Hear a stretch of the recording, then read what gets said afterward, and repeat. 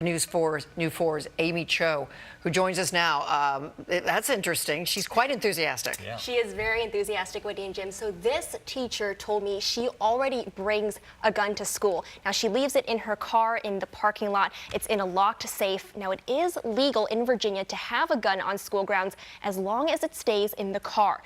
But local school districts' rules can vary. Some told us their school policy prohibits it.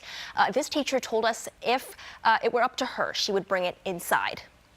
This is the one that I typically carry in the vehicle. A 9mm pistol. This is the gun this teacher takes to school every day. And while it stays in her car, she wishes she could bring it in. It's terrifying when you enter a place that you can't have it. I care about every single one of my kids. I care about all my coworkers, and I would not be able to protect them if something were to happen. Sierra Collins grew up around guns. And then slip the gun down in. She's taken classes and done target practice. Her aim is to never have to shoot someone. But if it came down to it, she'd want to take matters into her own hands. It is a last resort. It is truly, if you feel that your life is threatened, people aren't going to walk into a school where they know there's the possibility of a teacher carrying. And for people who say putting guns in classrooms would make them feel more like prisons, Collins sees it another way. In a prison, you are keeping the criminals in.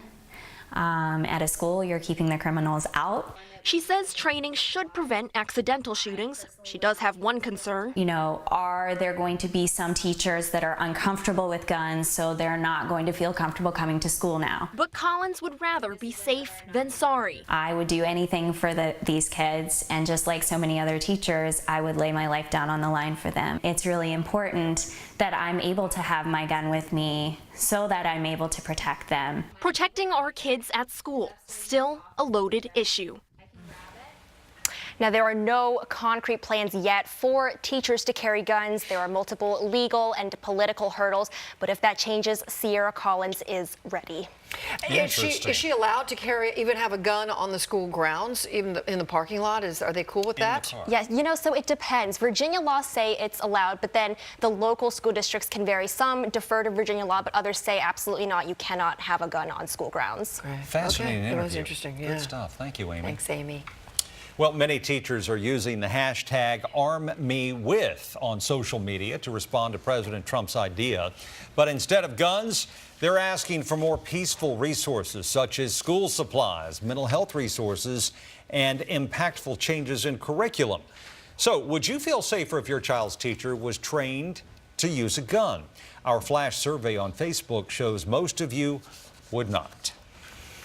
Why one silver medalist felt she needed to say sorry for her actions this week. Tommy McFly's here with that and other viral moments from Pyeongchang. Hey, Tommy. Hey, we'll talk about that second place apology in just a minute. But first, the world is becoming captivated by South Korea's Garlic Girls. The curling team, they've got such a wonderful Cinderella story, capping off with the country's first gold medal game this weekend. Their stone-cold seriousness, spunky personalities have ignited tons of gifts and memes and an outpour of support. The Garlic Girls, who get their nickname because their hometown is famous for it, came into the Olympics in 8th place and beat out heavy hitters from around the world. And the best part, they have no idea that they're superstars because the whole team has kept their head down and they've given it all into these games.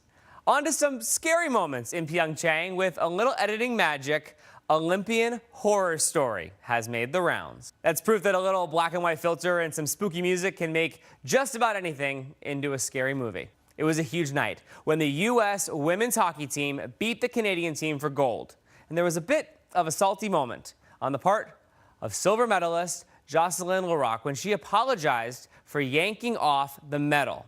She said, "In the moment, I was disappointed with the outcome of the game and my emotions got the better of me. I meant no disrespect." Emotions, of course, do run high in the Olympics, and what a ride it has been so far, with plenty of action still to come this weekend right here on NBC4, like the first ever men's curling gold medal game.